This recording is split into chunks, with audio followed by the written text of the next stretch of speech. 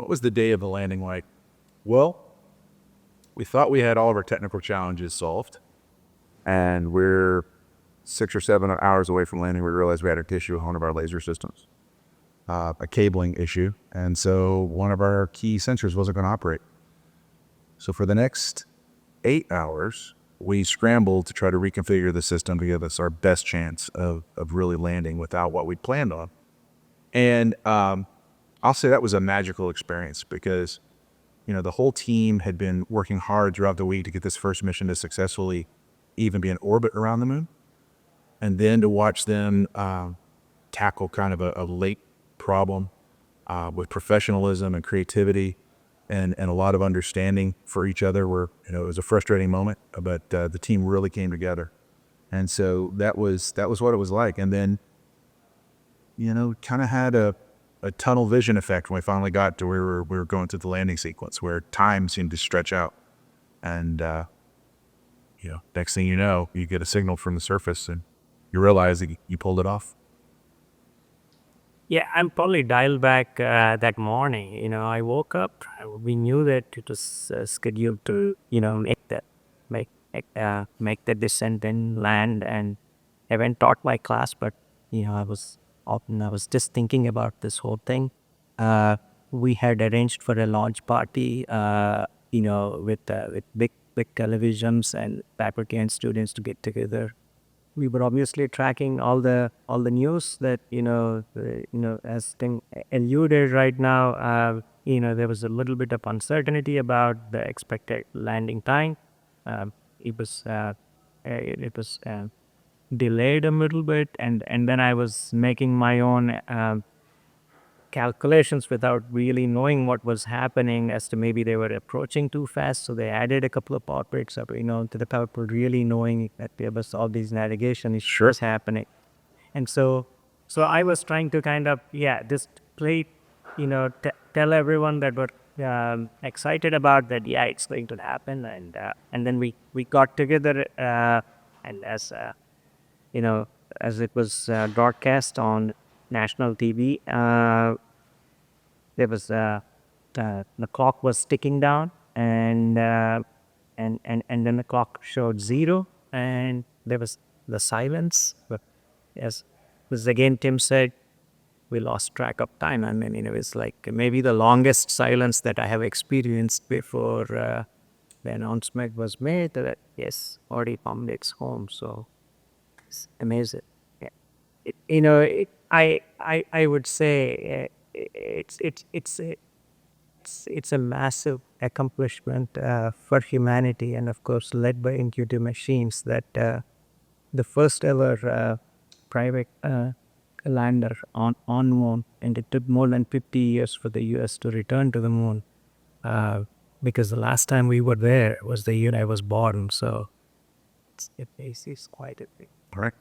I like to think, thanks. I'd like to think of a timer, right, which says number of days since last U.S. lunar landing, and then we smash the button and set it back to 0 in February. And we made it closest to the South Pole. Closest to the South Pole, that's right.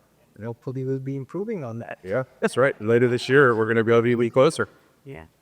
So I have always said to my friends, kind of reflecting back on it, that I feel really fortunate that really in my first year of working, really in that kind of 12-hour span, I feel like I already have enough stories to serve a lifetime.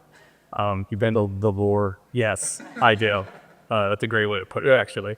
And so really the first thing I remember is kind of getting in line with what Dr. Crain was saying of there were some adjustments that we were having to make because we were in a off-nominal configuration for what we had trained for.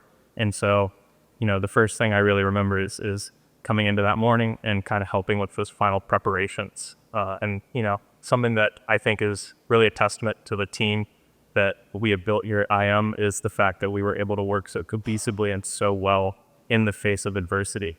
Usually if you told people, hey, you have a couple hours to solve this problem, you guys have never solved it before. Oh, and by the way, similar problems, sometimes they were taking you weeks or they were taking you longer than that to try and figure out. That's a very daunting task for people to handle. And so I was really fortunate to be alongside so many incredible and experienced individuals. and they took that challenge head on. And, we were able to solve plurality of the things that came our way earlier in that day. And so, being very busy, but also, the fast pace, but also being under control, also being able to counter other people to get the job done. And so once all those things were kind of pushed to the side and they were complete, and it was finally the moment for us to begin our descent to the surface, it was really almost, I would say, the calm fourth storm, because there had been all of this adversity. And then we got to the point where we said, okay, well, everything's internal. There's nothing left for us to do. We've done our part. And so for that portion to actually watch the landing, I had come back to IMHQ and I was with my family. And so just the stark contrast as well of, almost feeling like you're in the heat of battle. You're trying to get all these things finished, and then just, be here with not just my family, but also, the rest of the IM family, everyone's friends that were here. It was a very interesting experience to see the two sides of things, to, come from, oh, everything going on behind the scenes, compared to everyone being so excited, everyone being anxious, that whole mix of emotions here. And then, like both Dr. Akella and Dr. Crain said, that moment, when the clock said 0, and it's just that anticipation. And as, that time goes and then we don't hear anything back, for us, we start thinking, oh, what could have happened? And luckily for us, we did get that signal and we were able to make history. And so that was very, very exciting moment. I know not just for me, but for everyone that was there to witness it. Yeah. You touched on something good there too, CJ, which was the ops team was wired pretty tight. And so having the support teams, the backup teams come in fresh, calm, hey, we've got you. We are going to help you solve these problems that previously we would maybe taking weeks to do. But to have everybody on the team come in and really have our back and go, yeah, we got this. It was such a calming factor that, you could have tended towards hyperventilation and really freaking out. It was a big help to know that we had your support, and the way that they came in is that, okay, we'll run the analysis. We'll double check the code.